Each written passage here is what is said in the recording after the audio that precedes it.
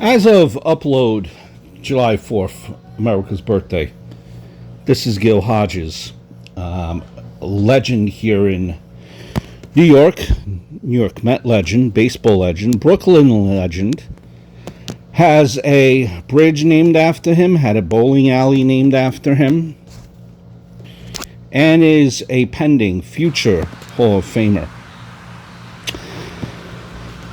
We are in the Holy Cross Cemetery in East Flatbush, which is in Kings County in Brooklyn. We'll be strolling, taking our walk to St. Catherine's section. Range B, the lot is 191, 193. Going to be talking about Gil Hodges. Now, on America's birthday, I associate it with many things. First of all, America's birthday, giving gratitude to our servicemen and women, our first responders, and anyone that protects us and helps us in our daily lives and protects America's freedom. That's first and foremost.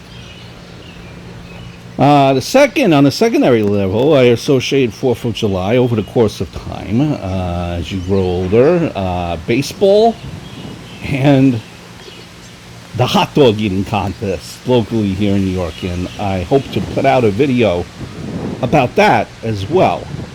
But baseball. On a local baseball, you think of Lou Gehrig, speech that he made on 4th of July, which I've done a video on prior. It's uploaded here. But also baseball. And one of the baseball legends growing up in New York, you don't have to be a baseball fan, but you can respect him, is Gil Hodges. As we are approaching the grave of Gil Hodges, you could see all the little stones that people put there, that's a sign that they have visited him. The New York Met flower piece there. Gil Hodges. Now let me try to explain it in a broad brush as to why he's such a legend here in New York and probably well respected in parts of baseball as well. He died. His career in baseball terms, baseball life, was pretty short, as he passed away at the age of just 47. But he was a major league baseball player. He played first base for the Brooklyn Dodgers, which were here in Brooklyn before they moved away to LA. So when he came back to manage he was a manager with the Mets. He was kind of hometown coming to try to turn this team around. But he played first base for the Dodgers in the late 40s and 50s.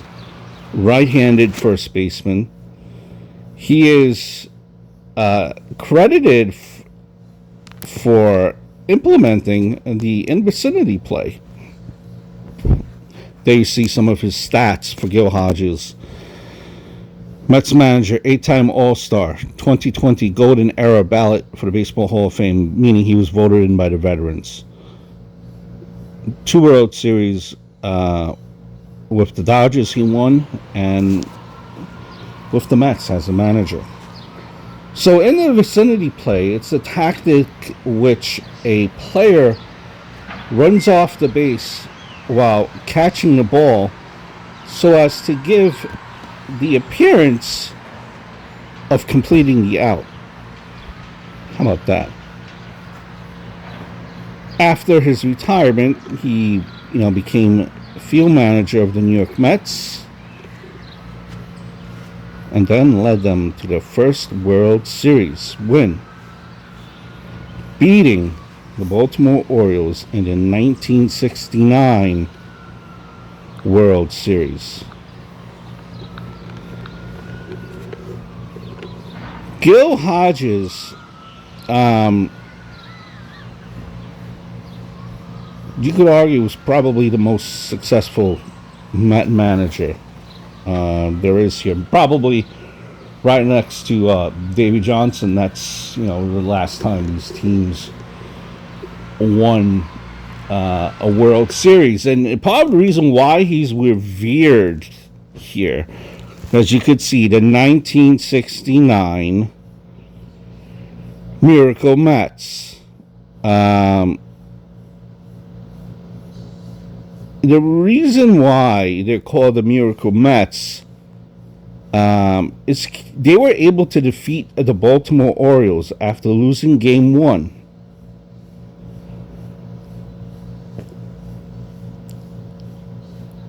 The Mets became not only the first expansion team to win a World Series, but also the first team ever to win the Fall Classic after finishing at least 15 games below 500.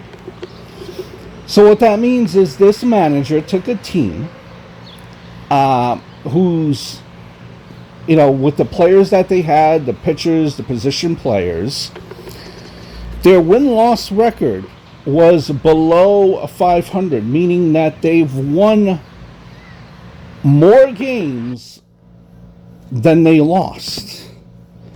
And he led this team to a championship.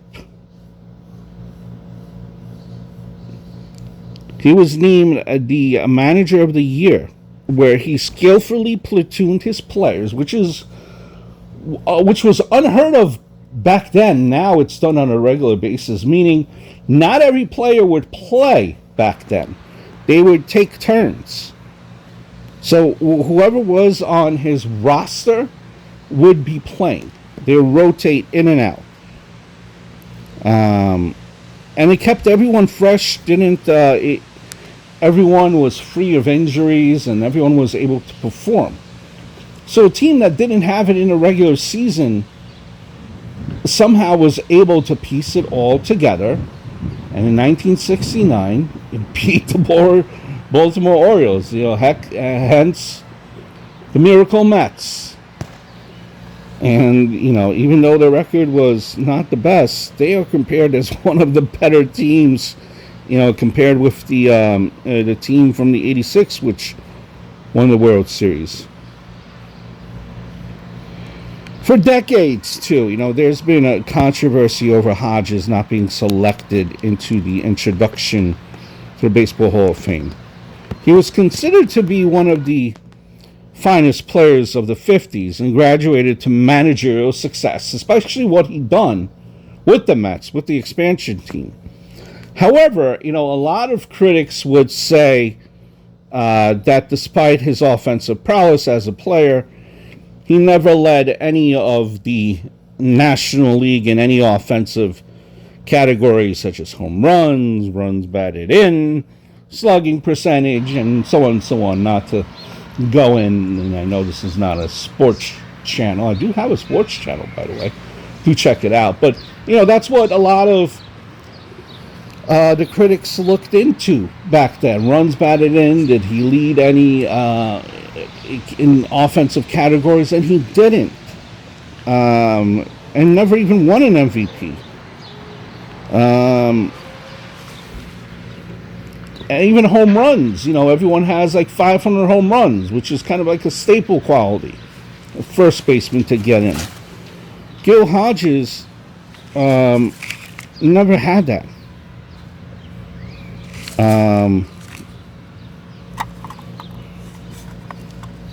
He had some of his best seasons in 1950, 1954, 1957,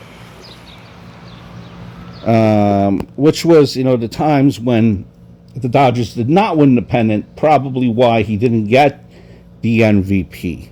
That could be part of it as well. After everything was all said and done, manager, player, he died at the age of 47, which was very young.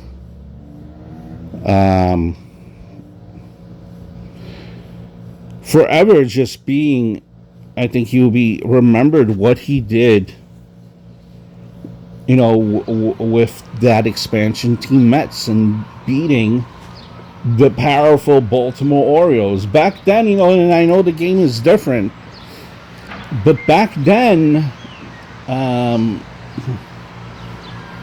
there's a saying, that's baseball. But back then, it's pretty cut and dry. Powerhouses were not beaten, powerhouse teams, and what the Mets did was a success. And I argue probably that's one of the reasons why, just based on that, what Gil Hodges was able to do back then. A team that was, at least 15 games below 500 took them into the World Series. And like I mentioned, Brooklyn legend here, Bridges, he has a public school named after him. He has a bowling alley at one point even named after him. A legend. Forever respected by the Met fans and baseball fans in general. The great Gil Hodges.